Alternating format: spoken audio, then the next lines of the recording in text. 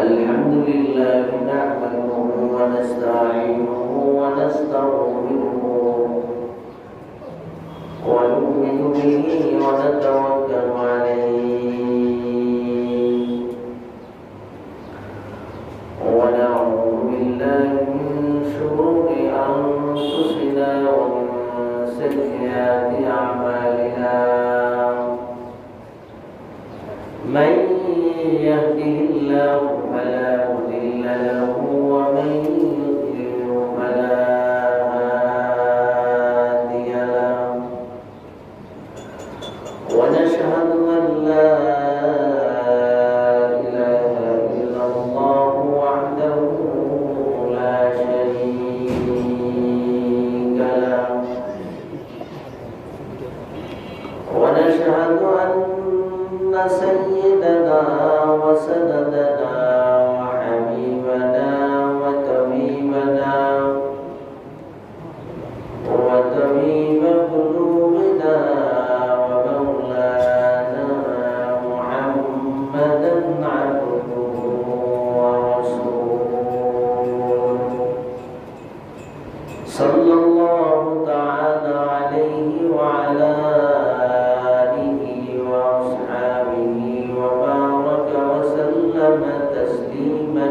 تسليما كثيرا أما بعد فأعوذ بالله من الشيطان الرجيم بسم الله الرحمن الرحيم شهر رمضان الذي أنزل فيه القرآن هدى للناس وبينات من الهدى والفرقان فمن شهد منكم الشهر فليصم وقال رسول الله صلى الله عليه وسلم يقال لصاحب القرآن اقرأ وارتقي ورتل كما كنت تردد في الدنيا فإن منزلك عند آخر الآية تقرأها أو كما قال النبي عليه الصلاة والسلام اللهم صل على محمد وعلى آل محمد كما صليت على إبراهيم وعلى آل إبراهيم إنك حميد مجيد اللهم بارك على محمد وعلى آل محمد كما باركت على إبراهيم وعلى آل إبراهيم إنك حميد مجيد سبحانك لا علم لنا إلا ما علمتنا إنك أنت العليم الحكيم قال رب اشرح لي صدري ويسر لي أمري واحلل عقدة من لساني يفقهوا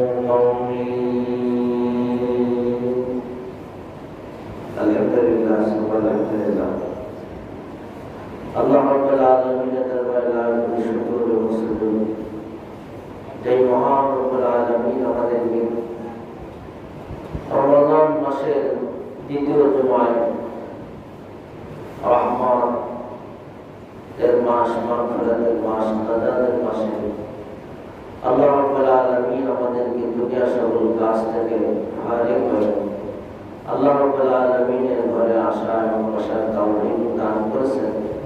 এই জন্য অন্তরস্থল থেকে শুকরিয়া জ্ঞাপন করি আলহামদুলিল্লাহ।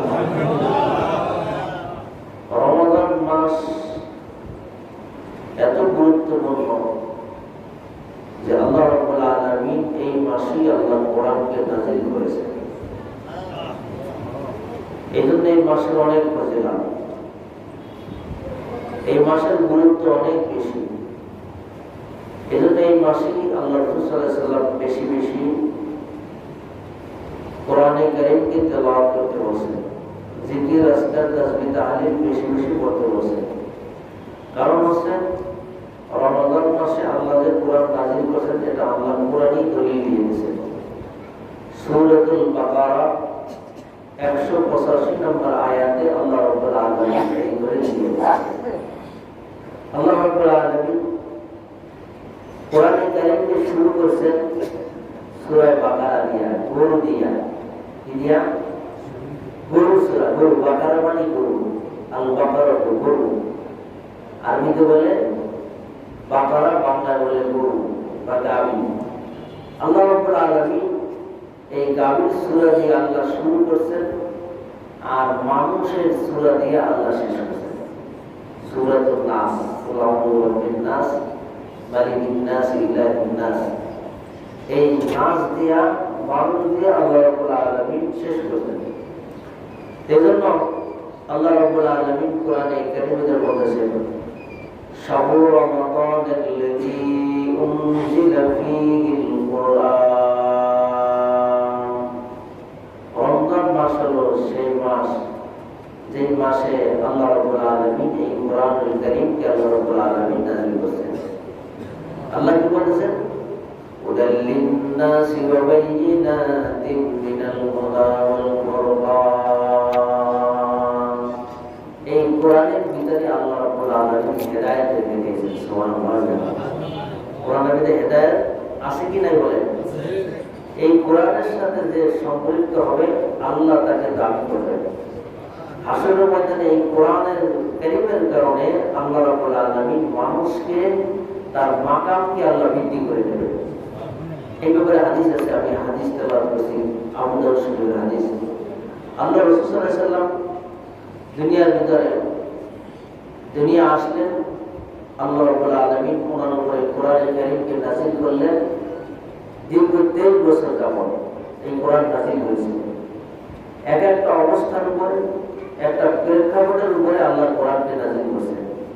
যে সময় যে আয়াত প্রয়োজন ছিল সেই সময় সেই আয়াতকে সেই অবস্থার উপর আল্লাহ নাযিল করেছেন। পৃথিবীতে যত কিতাব আল্লাহ রাব্বুল আলামিন নাযিল করেছেন সমস্ত কিতাব ইনজাল আর তানজিল বলে আল্লাহ রাব্বুল আলামিন কোরআনকে নাযিল করেছেন ধীরে ধীরে। তানজিল আর ইনজাল, তাওরাত, জবুর, ইনজিল এবং যত শরীফা এগুলো আল্লাহ নাযিল করেছেন একবারে। কিন্তু তানজিল আল্লাহ কোরআনকে নাযিল করেছেন ধীরে ধীরে। কোরআনকে কি? কোরআনকে একবারে দেন নাই রসুলের উপরে। যে সময় প্রয়োজন হয়েছে, যে অবস্থা হয়েছে ওই অবস্থার উপরে আল্লাহ কোরআনকে নাযিল করেছেন। এই জন্য কোরআনের সমস্ত কিতাবের মধ্যে সবথেকে শ্রেষ্ঠ কিতাব। সমস্ত কি? যেরকম ফেরেশতাদের মধ্যে, সমস্ত ফেরেশতাদের মধ্যে সবথেকে বড় ফেরেশতা হচ্ছে হযরত জিবরাইল আলাইহিস সালাম। এই জিবরাইল আলাইহিস সালাম সমস্ত ফেরেশতা থেকে সম্মানিত, কারণ আল্লাহ ওনাকে সবথেকে বড় বানিয়েছেন। নবীদের ভিতরে সবথেকে শ্রেষ্ঠ নবী হচ্ছেন মুহাম্মদুর রাসূলুল্লাহ সাল্লাল্লাহু আলাইহি ওয়াসাল্লাম, যাকে বলা হয় ইমামুল মুরসালিন, সমস্ত নবীদের ইমাম, সমস্ত নবীদের ইমাম। আল্লাহ রাব্বুল আলামিন দেখেন এই দুনিয়ার ভিতরে নবীদের পরে সাহাবায়ে কেরামের স্তর রাখছেন অসংখ্য, প্রায় 100 লক্ষ সাহাবা। এই 100 লক্ষ সাহাবার ভিতরে সবথেকে শ্রেষ্ঠ সাহাবাকে আল্লাহ রাব্বুল আলামিন নির্বাচন করেছেন হযরত আবু বকর সিদ্দিক রাদিয়াল্লাহু আনহু, যার কথা আল্লাহ কোরআনে সরাসরি বয়ান করেছেন যে আমরা এই যে গত পাড়ায় 10 পাড়ার ভিতরে পড়ছি লিসাহিবিহি ইন্নাল্লাহ মা'ানা, ওনার ব্যাপারে আল্লাহ ভয় করছেন। এই জন্য যেরকম দুনিয়ার মধ্যে শ্রেষ্ঠ জায়গা আছে মক্কাতুল মুকাররমা, এরপরে মদিনাতুল মুনাওয়ারা, এই সমস্ত জায়গা আল্লাহ রাব্বুল আলামিন দুনিয়ার মধ্যে সবথেকে শ্রেষ্ঠ জায়গা রেখেছেন। এবং এই দুই জায়গায় আল্লাহ রাব্বুল আলামিন কোরআনে কারীমকে নাযিল করেছেন। এই যে দেখবেন কোরআনে কারীমের কোনো সূরা তেলাওয়াত করলে ওই সূরার শুরুতে দেখবেন লেখা আছে বলে অমুক সূরা মক্কি, অমুক সূরা মাদানী, বুঝলেন? মানে এটা মক্কায় নাযিল হয়েছে আর এটা মদিনায় নাযিল হয়েছে। তাহলে মদিনার প্রেক্ষাপটের উপরে মদিনায় কোরআনে কারীমের ওই আয়াত ওই সূরাকে নাযিল করেছেন, আর মক্কার কোন প্রেক্ষাপটের উপরে আল্লাহ রাব্বুল আলামিন মক্কায়কে এই কোরআনকে নাযিল করেছেন, এই সূরাকে এই আয়াতকে নাযিল করেছেন। এজন্য এই কোরআন আল্লাহ রাব্বুল আলামিন এই কোরআনের সাথে যে লাগছে আল্লাহ রাব্বুল আলামিন তাকে সম্মানিত করে দিয়েছেন। কি করেছেন? সম্মানিত করেছেন। আল্লাহ রাসূল সাল্লাল্লাহু আলাইহি ওয়াসাল্লাম বলেন ইয়াকালু লিসাহিবিল কুরআন يقال لصاحب القرآن اقرأ وارتقي ورتل كما كنت ترتل في الدنيا فإن منزلك عند آخر آية تقرأها। কিয়ামতের দিন আল্লাহ রাব্বুল আলামিন কোরআনের হাফেজকে বলা হবে পড়তে থাকো, এ কোরআন তুমি পড়ো, ওয়ারতাকি, আর তুমি কি করতে থাকো? বলে ওয়ারাত্তিল কামা কুনতা তুরাত্তিল ফিদ দুনিয়া, তুমি যেরকম দুনিয়ায় পড়ছিলা তারতিলের সাথে সেইভাবে তারতিলের সাথে পড়ো, এবং কি তুমি চড়তে থাকো, মানে একটা আয়াত পড়ো, একটা আসনকে তুমি গ্রহণ করো। সুবহানাল্লাহ। এইভাবে স্পষ্টভাবে বিশুদ্ধভাবে তুমি তেলাওয়াত করতে থাকো, যেমন তুমি দুনিয়ায় পড়ছিলা, যেমন কি দুনিয়ায় পড়ছিলা। এই জন্য কোরআন কিছু কোরআন পড়নেওয়ালাদেরকে কোরআন লানত দেয়, কি দেয়? লানত দেয়, অভিশাপ দেয়। আর কিছু কোরআন পড়নেওয়ালা আছে যার জন্য মাগফিরাতের দোয়া করে কোরআন। লানত কাকে দেওয়া হয়? এইভাবে মুহাদ্দিসিন কিরামের ঐমত আছে।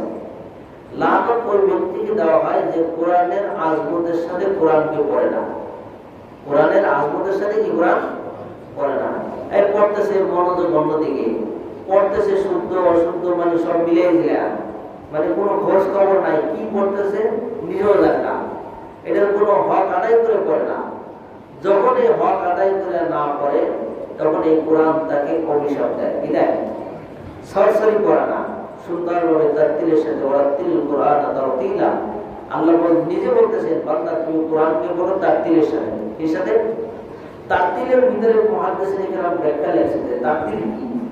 তারতিলের সাথে আছে মাখরাজ, মদ, গুন্না, যেখানে যেই যতটুকু পরিমাণ টান আছে সেখানে সেই পরিমাণই টান দাও, যেখানে গুন্না আছে সেখানে গুন্না করো, যেখানে গুন্না নাই সেখানে গুন্না করে না। এই জন্য বিশুদ্ধতার সাথে তুমি কোরআনে কারীমকে তেলাওয়াত করো। এই জন্য কোরআন শব্দের অর্থ হচ্ছে কি? পড়া। কোরআন শব্দের অর্থ কি? পড়া। আল্লাহ বলেছেন এই কোরআনকে পড়ো, আর আমি কোরআনকে নাযিল করছি পড়ার জন্য। সুবহানাল্লাহ।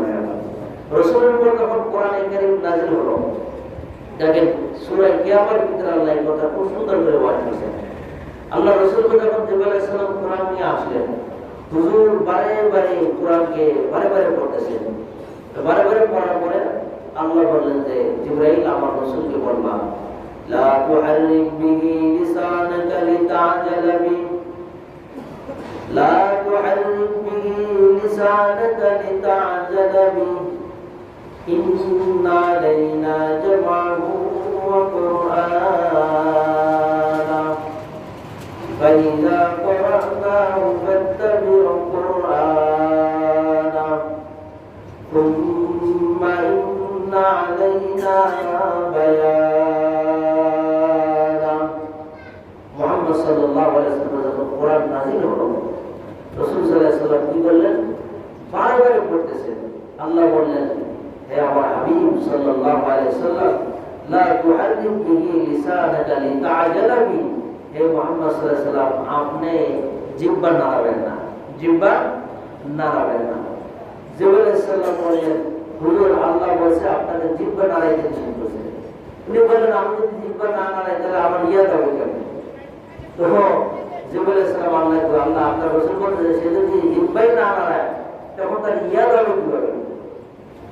আল্লাহ বললেন ইন্না আলাইনা জামাহু ওয়া কুরআনা, আমি আল্লাহ রাব্বুল আলামিন আমার রাসূলের অন্তরের ভিতরে এই কোরআনকে আমি আল্লাহ জমা করে দেব। সুবহানাল্লাহ।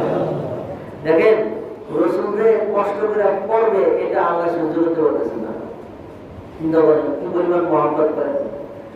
এই রাসূলই কোরআনে কারীম পড়ে অর্ধেক অংশ কোরআনে কারীম 2 রাকাত নামাজে শেষ করেছেন। সুবহানাল্লাহ। কয় রাকাত নামাজে? 2 রাকাত নামাজে। কিভাবে পড়ছেন?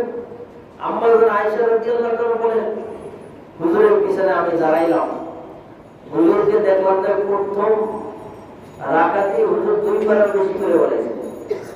আমি এই অবস্থা দেখা কোন রকম হুজুরের সাথে রুকু সিজদা করলাম, সিজদায় শুয়ে পড়লাম। দেখলাম যে আমার আর চলে না, আমার কি? এরপর হুজুর দ্বিতীয় রাকাতে দাঁড়ালেন, পুরা 2 রাকাতে হুজুর 5 রাকাতে বসেছেন। সুবহানাল্লাহ। আমগো 1 ঘন্টা তারাবি আমগো কমে গেছে, আগে তো 1.5 বার এখন 1 পারা, তাই মুসলিমদের অবস্থা রুহু যায় অবস্থা। আর যদি 5 পারা পড়তে দেয় কেমন অবস্থা হইতো বলেন? 2 রাকাতে যদি 5 পারা পড়তো কাউরে বুঝতে পারতেন না, ইমাম মুয়াজ্জিন পাইতেন না বুঝা, কারণ বেতাল অবস্থা হয়ে যেত। শুধু থাকতো আবশ্যকরা, ওরা তো বিপদে করে পড়াইতো, কারণ জানে যে আমরা যদি না পড়াইতে তো আমরা কিছু একটু হাতিয়ে তো পাইবো না, তাহলে আমরা কি করবো? আমরাই নিজেরা পড়ি। দেখেন আল্লাহ রাসূল সাল্লাল্লাহু আলাইহি ওয়াসাল্লামের উপর কোরআন নাযিল হইতেছে, হুজুর বারে বারে পড়তেছেন ইয়াদ করার জন্য, কিন্তু আল্লাহ বলতেছে হে রাসূল আপনি জিহ্বা নাড়াবেন না, আমি আল্লাহ আপনার অন্তরের ভিতরে এই কোরআনকে জমা করে দেব। সুবহানাল্লাহ। এখন দেখেন হুজুর আমার প্রশ্ন করলো, ভাই জিবরাইল আমি তো জমা আল্লাহ করে দেবো, কিন্তু আমার যদি বলার অভ্যাস না থাকে তাহলে মানুষের বুঝাবো কেমনে? বুঝেন না কেন? আমার যদি বলারই অভ্যাস না থাকে তাহলে মানুষকে কিভাবে আমি বুঝাবো? তা আল্লাহ বললেন জিবরাইল আমার রাসূলকে তুমি বলে দাও। কি বলে দাও? সুম্মা ইন্না আলাইনা বায়ানা, আমি রব্বুল আলামিন আপনার জবান থেকে আমি কলমের ভিতরে এইটাকে ফিট করে এমন ভাবে জবান থেকে বের করব যাতে এই কোরআন শুনে মানুষ হিদায়াত পেয়ে যায়। সুবহানাল্লাহ। এই জন্য রাসূল সাল্লাল্লাহু আলাইহি ওয়াসাল্লাম যখন কোরআন কারীম তেলাওয়াত করতেন ইহুদিরা কানের ভিতর তুলে দিত, কি দিত? বলে তোমরা খবরদার মুহাম্মাদের ধারে যাও, কিন্তু মুহাম্মদ যখন কোরআন পড়বে তখন তোমরা যাওয়া না, কারণ মুহাম্মাদের কোরআনে কিন্তু জাদু আছে। সুবহানাল্লাহ। কি কয়? জাদু আছে। আসলে কোরআনে জাদু আছে কি নাই বলেন? কোরআনে জাদু আছে না? কি জাদু? মানে দিন কাইরে নাই কি নাই না, জাদু তো অনেক ধরনের। যখনই এই কোরআন তোমাদের সাথে পড়া হবে তোমাদের দিল কিন্তু ঘুরে যাবে। ওমর রাদিয়াল্লাহু তাআলা ইসলাম গ্রহণ করেছে সূরাতুল আল ইমরানের এক আয়াতের অংশ বিশেষ তেলাওয়াত করার কারণে আল্লাহ রাব্বুল আলামিন তাকে এই কোরআন দিয়ে আল্লাহ তাকে হিদায়াত দিয়েছেন। কি দিয়া? কোরআন দিয়া। তাহলে কোরআন যে শুনবে যে পড়বে আল্লাহ রাব্বুল আলামিন তার দিলকে আল্লাহ ঘুরে দেবে। সুবহানাল্লাহ।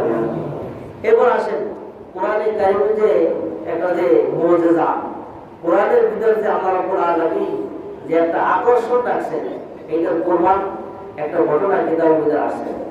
সেই ঘটনা আপনাদের সামনে সংক্ষেপে বলতেছি। একবার একজন নাবিক, আমেরিকান নাবিক, তার একজন বন্ধু ছিল ক্যাপ্টেন। এই ক্যাপ্টেন ছিল খ্রিস্টান। এই খ্রিস্টান ক্যাপ্টেনকে সে একটা কোরআন দিলেন ইংলিশ করে, ইংলিশে কোরআনটা দিলেন যে তুমি এটা পড়ো। তো উনি কোরআনে কারীমটা তেলাওয়াত করলেন এ টু জেড, শুরু থেকে শেষ পর্যন্ত সূরা ফাতিহা থেকে মিনাল জিন্নাতি ওয়ান নাস। কিন্তু উনি একটা সূরার ভিতরে যে ওনার মাথায় ঘুরে গেল যে এই কোরআনের মধ্যে দরিয়ার কথা কোন জায়গা দিয়ে পাইল, কারণ কোরআন তো নাজিল হয়েছে মরুভূমির ভিতরে, এখানে দরিয়ার কথা কেমনে পাইল? দরিয়া বোঝেন নাই, সমুদ্রের কথা সে কোথায় পাইল? তো ওখানে কি সূরাতুল আর রহমানের একটা আয়াত, মারাজাল বাহরাইনি ইয়ালতাকিয়ানি বাইনাহুমা বারযাকুন লা ইয়াবগিয়ান ফাবিআইয়ি আলা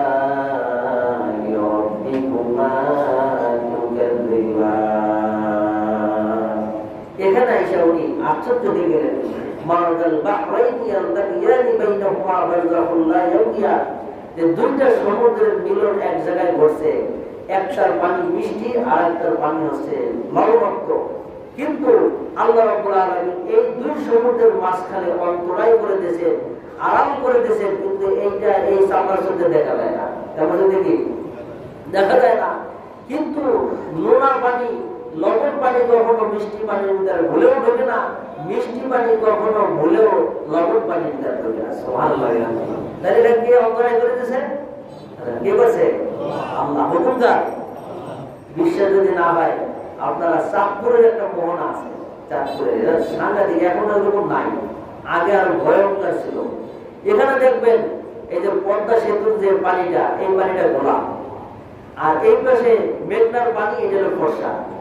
আপনি দেখবেন এই চাঁদপুরের মোহনায় দিনের বেলা যাবেন লঞ্চে চাঁদপুর, দেখবেন যে এত আইসে সেই জায়গায় ঘুরে এক ফোঁটা পানিও ভুলে মেঘনার পানি ভিতরে ঢোকে না, মেঘনার পানি ভুলে এক ফোঁটা পদ্মার পানিতে ঢোকে না। সুবহানাল্লাহ। এই যে আল্লাহ প্রমাণ দিয়ে দিয়েছে। আল্লাহ কি তো সে বললো যে এত সুন্দর। এর পরবর্তী আয়াতে সে বললেন ফাবিআইয়ি আলাই রাব্বিকুমা তুকাযযিবান, বলছে তোমরা কোন আল্লাহর কোন নিয়ামতকে তোমরা অস্বীকার করবে? আল্লাহ তো তোমাদেরকে অজস্র নিয়ামত দিয়ে ভরপুর করেছে। এই একটা আয়াতই তাকে মুসলমান করার জন্য আল্লাহ যথেষ্ট করে দিয়েছেন। সুবহানাল্লাহ। কয়টা আয়াত বলেন? একটা আয়াত। এই কোরআনকে যে সম্মান করছে, আল্লাহ তার সম্মানকে বৃদ্ধি করে দিয়েছে। এই কোরআনকে যে বেইজ্জতি করেছে, আল্লাহ রাব্বুল আলামিন তাদেরকে দুনিয়ায় লাঞ্ছিত করে দিয়েছেন। ইনশাআল্লাহ যদি আল্লাহ তৌফিক দান করেন, অল্প সময় সংক্ষেপে ইনশাআল্লাহ আমি বলব। এখন এই কোরআনে কারীম আমরা অনেকে আছি যে অর্থ জানি না, কি জানি না, অর্থ জানি না, এই ভয়তে অনেকে পড়ে না। কিন্তু আল্লাহ রাসূল সুনানে তিরমিজির হাদিস, আল্লাহ রাসূল কি বলেছেন? ফাযাইলুল কোরআন, ফাযাইলুল কোরআনের অধ্যায় ইমাম তিরমিজি রাহমাতুল্লাহ আলাইহি এই হাদিসটা নিয়ে আসেন। আল্লাহর হাবিব সাল্লাল্লাহু আলাইহি ওয়াসাল্লাম কি বলেন? মান ক্বারা হারফান মিন কিতাবিল্লাহি, মান ক্বারা হারফান মিন কিতাবিল্লাহি ফালাহু বিহি হাসানাতুন ওয়াল হাসানাতু বিআশরি আমসালিহা, বিআমসালিহা লা আকুলু আলিফ লাম মিম হারফুন ওয়ালাকিন আলিফুন হারফুন ওয়া লাম হারফুন ওয়া মিম হারফুন। আল্লাহ রাসূল বলেন, যে ব্যক্তি কোরআনে কারীমের একটি হরফ, একটি অক্ষর পাঠ করলো, সে একটি নেকি লাভ করলো। সুবহানাল্লাহ। এবং একটি নেকিকে 10টি নেকির সমতুল্য করে দেওয়া হবে। সুবহানাল্লাহ। একটা নেকিরে কয়টা করবে? কেন? আল্লাহ বলেন মান জাআ বিল হাসানাতি ফালাহু আশরু আমসালিহা। এই উম্মত যদি একটা নেক আমল করে, তাকে 10টা বোনাস দেওয়া হয়। সুবহানাল্লাহ। তাহলে এই জন্য বলা হয়েছে একটা নেকিরে কত করা হবে? 10। আল্লাহ রাসূল সাল্লাল্লাহু আলাইহি ওয়াসাল্লাম বলেন যে আমি বলি না যে আলিফ লাম মিম একটি হরফ, বরং আলিফ একটা হরফ, লাম একটা হরফ, মিম একটা হরফ, তিনটা হরফ মিলে একটা জুমলা, একটা বাক্য, একটা সেন্টেন্স হয়েছে, মানে পরিপূর্ণ অর্থ। তাহলে এখন এই যে তিনটা শব্দ মিলে আলিফ লাম মিম, এই তিনটা পড়লে কত নেকি? তিনটা পড়লে সাথে সাথে তার আমল নামায় 30 নেকি হয়ে গেছে। সুবহানাল্লাহ। এখন এই 30 নেকি যে হলো, এইটাকে বাড়াইতে বাড়াইতে আল্লাহ রাব্বুল আলামিন 700 গুণ পর্যন্ত আল্লাহ নেকি বৃদ্ধি করে দেন। সুবহানাল্লাহ। তাহলে কোরআন পড়লে লাভ আছে কি নাই বলেন? কি আছে কি নাই বলেন? এখন আমরা কোরআন পড়তে চাই না। হ্যাঁ, কোরআনের অর্থ মর্ম বুঝে পড়লে তো আরো লাভ বেশি, আরো কি লাভ বেশি। কিন্তু কিছু মানুষ আছে কোরআন পড়তে নিষেধ করে। কি বলে? কারণ সে যদি কোরআন পড়ে আর যদি কোরআন পড়ে যদি কিছু বুঝতে পারে, তাহলে তো তার মুরিদান সব শেষ হয়ে গেছে, তার হুজুরের সালাম শেষ। হুজুরে কি সালাম শেষ, তার চিন্তা করবে হ্যাঁ আমার মুক্তি খুলে দেবে। তোমরা কোরআন পড়ার দরকার নাই, আমি যে হালুয়া দিয়ে ওষুধ দিই সেইটা তোমরা খাও, আর এইসব পড়ানোর দরকার নেই। তো বলে না, কোরআন পড়তে হবে। আল্লাহ বলছে ওয়ালাকাদ ইয়াসসারনাল কুরআনা লিযিকরি ফাহাল মিন মুদ্দাকির। আল্লাহ বলছে আছে তো কেউ আমি এই কোরআনকে পড়ার জন্য, আমার এই কালামকে পড়ার জন্য আমি রব্বুল আলামিন এই কোরআন তোমাদের জন্য সহজ করে দিয়েছি। সুবহানাল্লাহ। কোরআন যদি সহজ না হইতো, তাহলে রমজান মাসে আবেশটা তারাই পড়ে যেত না। কথা ঠিক না? কারণ কোরআনের ভিতরে একটা খালি শুধু সমস্যা আছে। এগুলো যে হুজুর কইছে কোরআনের সমস্যা আছে, না বুঝলে যা হয়। কোরআনের সমস্যাটা কি? একবারে আরো সহজ হতো যদি মুসাফফার আয়াতগুলো না থাকতো। কি না থাকতো? বুঝলেন না? মুসাফফার আয়াত বুঝেন, মানে একই রকমের আয়াত। কি রকমের আয়াত? যেরকম সূরাতুল ইয়াসিন, এটা তো সবাই জানেন, সূরা ইয়াসিন চেনেন না? সূরা ইয়াসিনের ভিতরে দ্বিতীয় পৃষ্ঠার ভিতরে আছে ইন কানাত ইল্লা সাইহাতান ওয়াহিদাতান ফাইদা হুম খালিদুন। এরপরে শেষের পৃষ্ঠা, আগের পৃষ্ঠা আছে ইন কানাত ইল্লা সাইহাতান ওয়াহিদাতান ফাইদা হুম জামিউল লাদাইনা মুহদারুন। হাবের শব্দ দিয়ে এখানে জামিউল লাদাইনা পরে মাঝখানে দুই পৃষ্ঠা নাই, পৃষ্ঠা নাই। এটা মুসাফফার আয়াত। এটা কি রায়? মুসাফফার আয়াত। সে যদি জামিউল্লাহ ফাইদা হুম খালিদুনের জায়গায় জামিউল্লাহ পড়ে তাহলে কিন্তু সে শেষ, দুই পৃষ্ঠা নাই, সে চলে গেলে একবারে শেষের পৃষ্ঠা আগে পৃষ্ঠায়। তাহলে এখন পিছনে যে থাকবে সে তো লোকমাই দেবে। কি বলেন? লোকমান দেবে কি দেবে না? আমাদের এক হুজুর বলতেছিলেন দর্শের ভিতরে দুই হাফেজ সাহেব নামাজ পড়াইতেছে, তা কোরআন শরীফে একটা সূরা আছে খালি হা হা। কি আছে? হা হা। আশ-শামসি ওয়া দুহাহা ওয়াল কমারি ইযা তালাহা ওয়ান নাহারি ইযা তাল্লাহা। এত হা হা কোন সময় করলো? চিন্তা করলে রমজান মাস সংক্ষেপে যদি মারা যায়, কি মারা যায়? সংক্ষেপে। সংক্ষেপ কি? আশ-শামসি ওয়া দুহাহা ওয়াল কমারি ইযা তালাহা দরমিয়ানে হা হা ওয়া হা। আল্লাহু আকবার।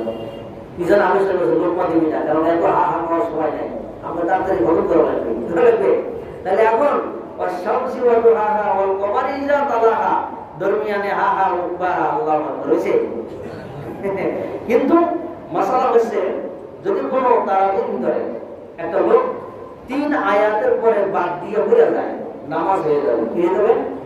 শুধু 3 আয়াতের আগে যদি বাদ দেয় 2 আয়াত, কিন্তু হ্যাঁ একটা আয়াতের অংশ 3 আয়াতের সমষ্টিগত হবে। 3 আয়াত মিলাইলে একটা আয়াত হবে, এরকম আয়াত আছে কোরআন শরীফে। যদি এই পরিমাণও সে পড়ে নেয় সে নামাজ হয়ে যাবে, কিন্তু খতমের সওয়াব পাবে না। কিভাবে না? খতমের সওয়াব পাবে না। এজন্য হাফেজ সাহেব যখন কোন পৃষ্ঠা বাদ দিয়ে যায় পরবর্তী দিনে আবার ওটা টানে।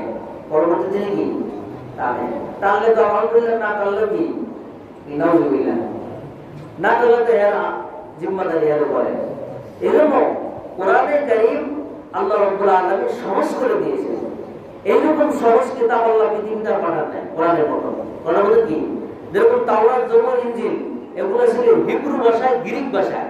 হিব্রু ভাষায়, গ্রিক ভাষায়। এই ভাষাগুলো খুব কঠিন ছিল, কিন্তু আল্লাহ বলেছেন আমি যে কোরআন নাযিল করছি আমার হাবিব মুহাম্মদ সাল্লাল্লাহু আলাইহি ওয়াসাল্লামের উপরে, এই কোরআনকে আমি রব্বুল আলামিন সহজ করে দিয়েছি বোঝার জন্য, পড়ার জন্য। বোঝার জন্য, পড়ার জন্য দুইটা আমি রব্বুল আলামিন সহজ করে দিয়েছি।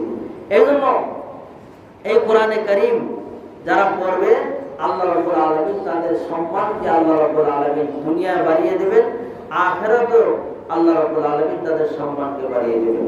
এইজন্য রাসূলুল্লাহ সাল্লাল্লাহু আলাইহি ওয়াসাল্লাম বলেছেন আকালার রাসূল ইয়া রাব্বি আকালার রাসূল ইয়া রাব্বি ইন্না কওমি ইত্তাখাযু হাযাল কুরআনা মাহজুরা। আল্লাহ রাসূল সাল্লাল্লাহু আলাইহি ওয়াসাল্লাম কিয়ামতের ময়দানে উম্মতের বিরুদ্ধে একটা অভিযোগ করবে। সেটা কি? যে আল্লাহ যেই কোরআন আপনি এই দুনিয়া নাযিল করেছিলেন এই কোরআন আমার উম্মত কেন পড়ে না, এই কোরআনকে তারা কেন পরিত্যক্ত মনে করছে। এই জন্য আজকে আপনি তাদের একটা জিজ্ঞেস করেন। তা রাসূল যদি আমাদের বিরুদ্ধে অভিযোগ করে তাহলে কি আমাদের উপায় আছে? বলেন, কি বলেন? উপায় আছে? উপায় নাই। আপনি যদি এই বৃদ্ধ বয়সে পড়ার চেষ্টা করতে করতে যদি মরেও যান, আপনি হাসরের ময়দানে হাফেজদের কাতারে উঠে যাবেন। সুবহানাল্লাহ। আপনি কার কাছে পড়বেন? আপনি ইব্রাহিম আলাইহিস সালাতু ওয়াস সালামের আপনি ছাত্র হয়ে যাবেন। সুবহানাল্লাহ। আল্লাহ রাসূল সাল্লাল্লাহু আলাইহি ওয়াসাল্লাম এক হাদিসের মধ্যে বলেন ইন্নাল্লাযী লাইসা ফী জাওফিহি শাইউম মিনাল কুরআনি কাল বাইতিল খারব।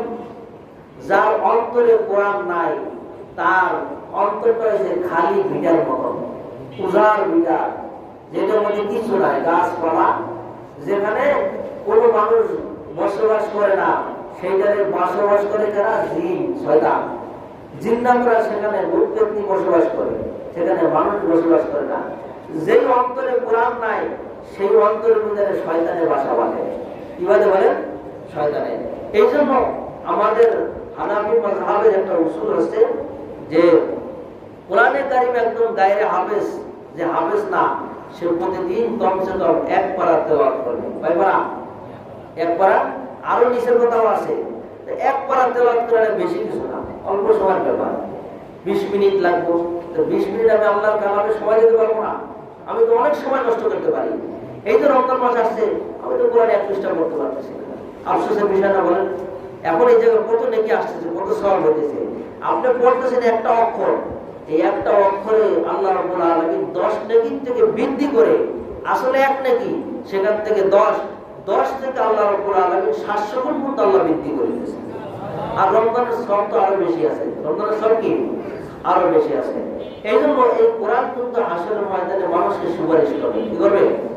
আল কোরআন শাফিউ মুশাফিউ ওয়া মা ইউইল মুসাদ্দিকুন মা জাআলাহু আমামা قادته إلى الجنة ومن حسبه خالصة ظهر الرسالة قاده إلى النار. সহিহ হিব্বানের হাদিস, আল্লাহর রাসূল বলেন এই কোরআন কিয়ামতের ময়দানে মানুষকে সুপারিশ করে জান্নাতে নিয়ে যাবে। কি করবে? জান্নাতে নিয়ে যাবে। আবার এই কোরআন মানুষকে জাহান্নামে নিয়ে যাবে। জাহান্নামে কি নিয়ে যাবে? কারণ এই কোরআন যেভাবে হক আদায় করে পড়ার কথা ছিল, সেই হক আদায় করে আমরা করতে পারি নাই।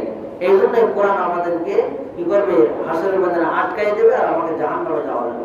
আর কোরআন যে সুপারিশ করবে, এটা দলিল অনেকগুলো হাদিসের ভিতরে আছে।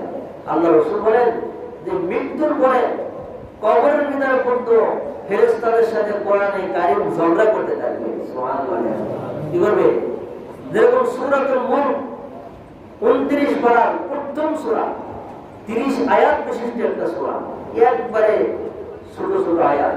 তাবারাকাল্লাযী বিয়াদিহিল মুলক ওয়া হুয়া আলা কুল্লি শাইইন কাদির। এই আয়াতের সামনে যদি আসে যে কোন ব্যক্তি যদি এশার নামাজের পরে সূরা মুলক পড়ে শুয়ে যায়, আর যদি সে ওই রাতে মারা যায়, মৃত্যুর পরে কবরে যদি আযাবও আসে, এই সূরা মুলক তাকে পাখির ডানার মতো মৃত্যুর দিকে ডেকে বলে। আর সূরা মুলক ফেরেশতাদের সাথে ঝগড়া করে। কি ঝগড়া করে? হাদিসের ভিতরে আছে, ঝগড়া করে ফেরেশতারা বলে এই তুমি সরো, বলে না আমার সাথীকে রাইখা আমি যাইতে পারবো না। সুবহানাল্লাহ। তোমার সাথী মানে? সে প্রতিদিন, সে প্রতি রাতে আমাকে পড়তো এবং পড়ে শেষ হইত। সুবহানাল্লাহ। এই জন্য আমি আমার সাথীকে রাইখা যাইতে পারবো না। ফেরেশতারা কি করবো? শেষ পর্যন্ত আল্লাহকে বলে আল্লাহ এই সূরা মুলক তো অনেক ঝামেলা করতেছে। কি ঝামেলা? আমরা তাহলে সওয়াব করবো তাও করতে দেয় না, এর যে শাস্তি দেবো তাও দিতে দেয় না। তা আল্লাহ বলছে সূরা মুলক কি বলতে চায়? সে বলতে চায় যে তারা নাকি সে প্রতিদিন হক আদায় করছে, পড়ছে, তেলাওয়াত করছে, এই জন্য সে তাকে রাইখা যাবে না। আর সূরা মুলক মৃত্যু ব্যক্তিকে বলে তুমি কোনো ভয় পেও না, আমি সূরা মুলক তোমার সাথে আছি। সুবহানাল্লাহ। দেখেন একটা 30 আয়াত সূরা পড়লে কি লাভ, কি ব্যবস্থা কবরের ভিতরে। তাহলে আপনি একটা কবরের সাথী পাইলেন কি পাইলেন না? কি বলেন? সাথী পাইলেন কি পাইলেন না? সূরা মুলকটা এজন্য রাতে কমসে কম সূরা মুলক করে তেলাওয়াত করে শোয়ার চেষ্টা করবেন। এরপরে হাদিসে আছে সূরা ইয়াসিন যদি কেউ সকালে পড়ে, আল্লাহ রাব্বুল আলামিন সারা দিন তার জিম্মাদার হয়ে যায়। সারা দিন কি তার জিম্মাদার হয়ে যায়। অন্য হাদিসে আছে না যে কোন ব্যক্তি যদি ফজরের নামাজ পড়ে বের হয়, আর যদি কেউ তাকে কষ্ট দেয়, আল্লাহ রাব্বুল আলামিন বললেন যে তার জন্য শাস্তি হবে, কারণ সে আমার হুকুম পালন করে সে বের হয়েছে। আমার বান্দাকে যে কষ্ট দিল, আমার বন্ধুকে যে কষ্ট দিল, আমি রব্বুল আলামিন তাকে শাস্তি দান করব। এজন্য দেখেন এই কোরআনে কারীমের মাধ্যমে আল্লাহ রাব্বুল আলামিন মানুষের জিন্দেগি পরিবর্তন করে কি করে না? এজন্য সূরা ওয়াকিয়া মুলক করবেন তো, সূরা মুলক এটা যদি আপনি পড়েন তাহলে কি হবে? এই সূরা মুলক পড়লে আল্লাহ রাব্বুল আলামিন আপনার রিজিকের জিম্মাদার হয়ে যাবে। আপনার কোনোদিন অভাব আসবে না। কি আসবে না? কোন সময় পড়বেন? এই পড়ার আমলটাও আল্লাহর উপর শিক্ষা দিয়েছেন, সেটা হচ্ছে মাগরিবের নামাজের পরে। কি নামাজের পরে? মাগরিবের নামাজের পরে। এই জন্য এই কোরআন ত্যাগের পরিণতি কি হয়েছে? মুসলমানরা খালিদ বিন আব্দুল মালিকের আমলে তারিক বিন জিয়াদের সময় 10,000-10,000-এর মতন, অন্য জায়গায় আছে 12,000-এর মতন সৈন্য ছিল মুসলমান, আর এই ইহুদি খ্রিস্টানরা ছিল প্রায় 1 লক্ষের মতো। এমন পরিমাণ আল্লাহ নাকানি সুমানি দিলেন যে ওই খ্রিস্টানদের একজন বড় লিডার ছিল, সে দেখলো যে মুসলমানদের সাথে না পাইরা সে কি করছে, আত্মহত্যা করেছে। কিভাবে? সেই সমুদ্রের মাঝখানে ঝাঁপ দিয়ে সে মরে গেছে। ঝাঁপ দিয়ে কি মরে গেছে। এত বড় মসজিদ ছিল, যে মসজিদে 1417টি খালি খুঁটি ছিল। কত ছিল?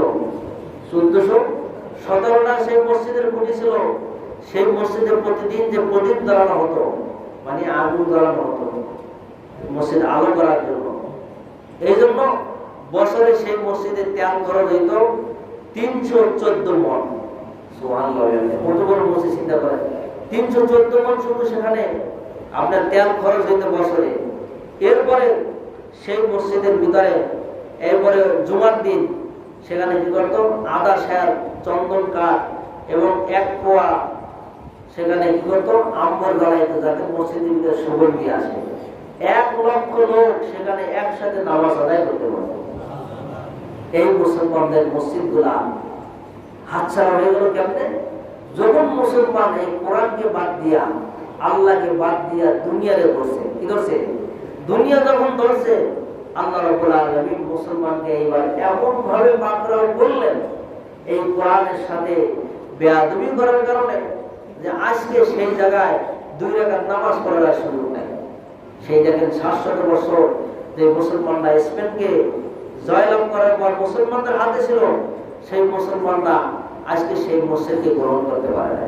এই তারিক বিন জিয়াদের আমলে দেখেন সেই মুসলমানদের কি করলো, বলে ওই সময় ওই খ্রিস্টানদের একজন বড় লিডার ছিল, সে মুসলমানদেরকে একত্রিত করলেন। কইরা সেখানে মুসলমানদের মসজিদের ভিতরে ঢুকাইয়া নারী পুরুষ কিছু নিয়ে করলেন, সমুদ্রের মাঝখানে পেট ফাইরা ছেড়ে দিলেন, আর বাকিগুলো মসজিদের ভিতরে ঢুকাইয়া আগুন দিয়ে জ্বালাই দিলেন।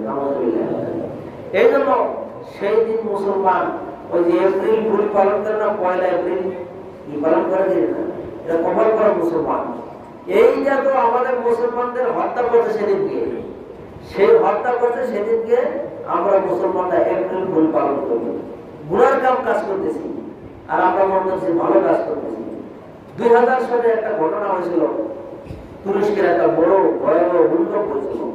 সমুদ্রের পারে নাবিকদের একটা ঘাঁটি ছিল, সেখানে আপনার আমেরিকান ছিল, ইসরায়েলি সেনারা ছিল।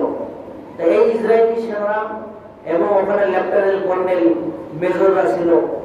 একজন ক্যাপ্টেন মুসলমান ছিল, সেই মুসলমান ক্যাপ্টেনকে ডাকলো ইসরায়েলি এবং ওই আমেরিকান ইহুদি খ্রিস্টানদের ভিতরে, বলতেছে তোমাদের কোরআনের আয়াতের ভিতরে কি আছে আমাকে একটু শোনাও তো। তা বলতেছে আমি তো জানি না, অর্থ বুঝি না। তখন ওই লেফটেন্যান্ট কর্নেল সিদ্ধ করছে, কোরআন শরীফের একটা আয়াত বাইর করছে। আয়াতটা বাইর করে কি বলছে, ইন্না নাহনু নাযালনা যিকরা ওয়া ইন্না লাহু লাহাফিজুন। আল্লাহ বলেছে এই কোরআন আমি নাযিল করছি, এর হেফাজত, এর সংরক্ষণের দায়িত্ব আমি আল্লাহ রাব্বুল আলামিন দিয়েছি। সুবহানাল্লাহ।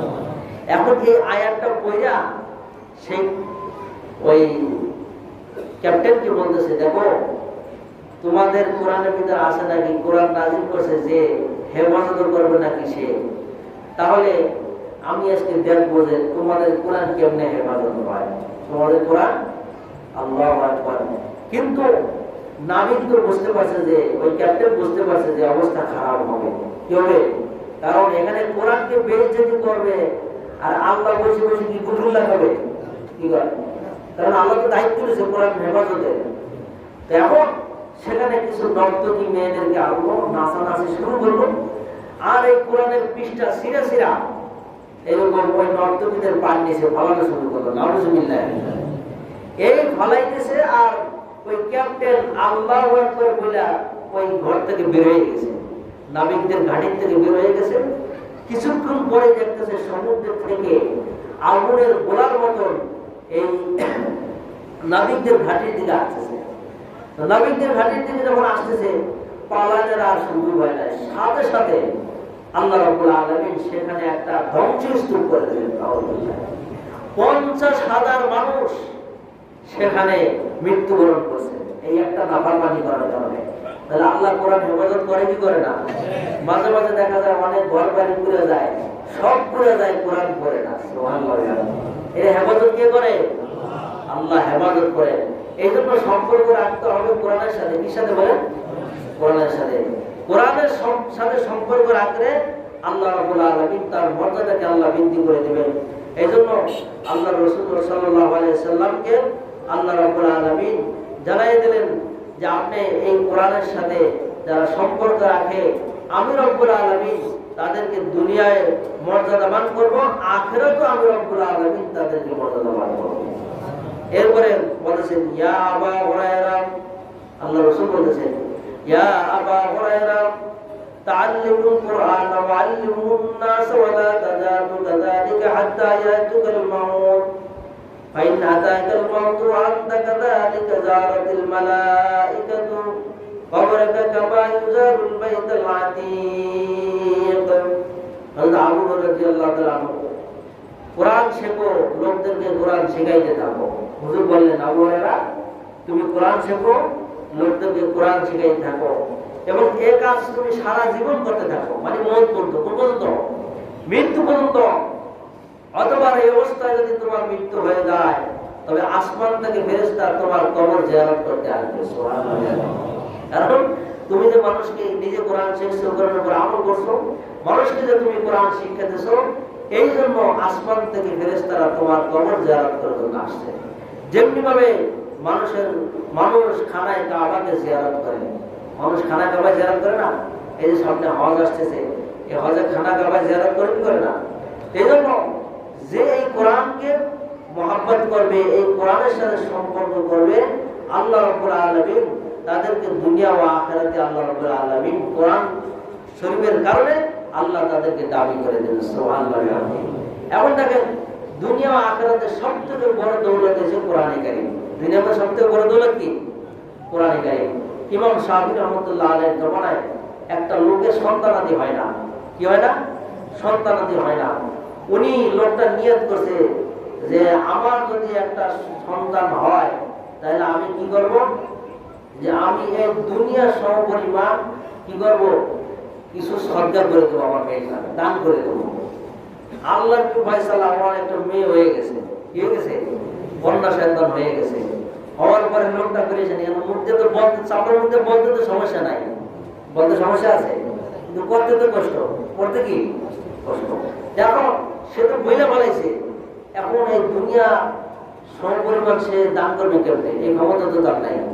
তো উনি সারা দুনিয়ার ওই সময় বড় বড় আলেম যারা ছিল সবার কাছে গেছে, কেউ এদের ফয়সালা দিতে পারে না। এরপরে ইমাম শাফিঈ রাহমাতুল্লাহ আলাইহি যার 6 লক্ষ হাদিস মুখস্থ ছিল, সুবহানাল্লাহ, ইমাম শাফিঈ রাহমাতুল্লাহ আলাইহি ওনার কাছে গেলেন। যেমন তেমন ইমাম তো না, বুঝেন না, 4 ইমামের একজন ইমাম। তার কাছে বলে হুজুর আমরা তো আপনার কাছে আসছি একটা কারণে। কি কারণ? বলছে যে হুজুর আমি তো এই যে বইলা বলেছি, এখন এটার কাফারা কি হবে? বলে তুমি তোমার মেয়ের সাথে কিছু জিনিস হাদিয়া দেবা, সাথে একটা কোরআনও হাদিয়া দিয়ে দেবা। সুবহানাল্লাহ। এই কোরআনটা যদি তুমি তাকে হাদিয়া দিয়ে দাও তাহলে দেখবা এই দুনিয়া এবং আখিরাতে সবথেকে বড় দৌলত আছে এই কোরআনে কারীম। সুবহানাল্লাহ। এই জন্য কোরআন পড়ব ইনশাআল্লাহ। এই জন্য আল্লাহ রাব্বুল আলামিন আমাদের সকলকে এই কালামে পাককে বেশি বেশি তেলাওয়াত করার তৌফিক দান করেন। এই জন্য এই কোরআন আমাদের জিন্দেগি পরিবর্তন করবে। কোরআনের সাথে সম্পর্ক সারাদিন কমসে কম হলেও এক করা তেলাওয়াত করেন। কমসে কম এখন নিয়ত করেন যে এই রমজানে মোটামুটি একটা খতম দেবো। কি দেবো? কয়টা খতম? একটা ফাঁকে হইলে আপনার পড়ে না, এক পারা করে 30 দিন পরে 30 পারা আপনি হয়ে যাবে। এই জন্য আপনি শুরু করে নেন কোরআন পড়া। আল্লাহ রাব্বুল আলামিন আমাদের সকলকে এই কোরআন পড়ার তৌফিক দান করেন। আল্লাহ বেশি বেশি কোরআনের উপর আমল করার তৌফিক দান করেন। আজকে আমাদের কোরআনের বিষয় শেষ। আগামী জুমার থেকে ইনশাআল্লাহ আমাদের যাকাতের মাসলা আলোচনা হবে। আল্লাহ রাব্বুল আলামিন আমাদের সকলকে এই কথার উপর আমাকে আপনার সকলকে আমল করার তৌফিক দান করেন।